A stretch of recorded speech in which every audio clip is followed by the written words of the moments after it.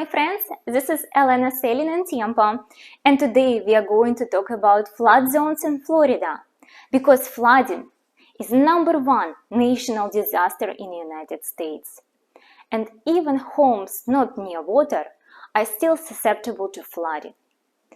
Every property in Florida is in a flood zone, and it's just a matter of whether it's in a low, high risk, or moderate flood zone.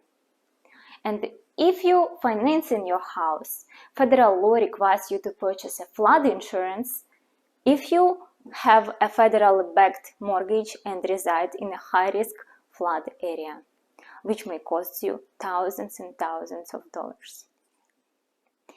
Alright, and now let's take a look at various flood zones that exist in Florida. They are divided into 3 categories. Category number 1 is moderate to low risk areas. For these areas, flood insurance not required, but recommended. It's zones B, C, and the most popular in Florida, zone X. These zones with less than 1% chance of flooding every year. The next one is high risk area. To these areas belongs A, AE, A1, A30, AO, AH, AR, and A99. For these areas, flood insurance is mandatory, and it can be pretty expensive. So they have a 1% chance of flooding annually and 26% chance of flooding over 30 years. And the third one is high-risk coastal areas.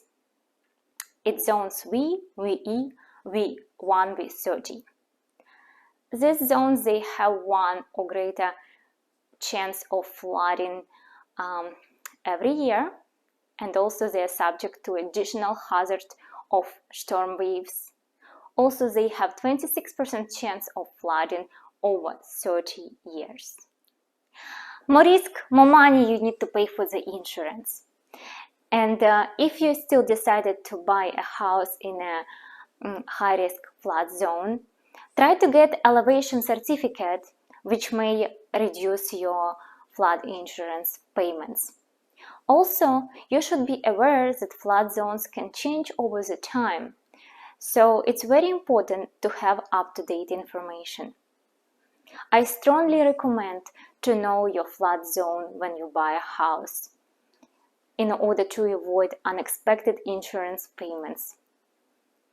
If you have any questions about flood zones in Florida, or you need help finding your perfect place, call me today and I will help you.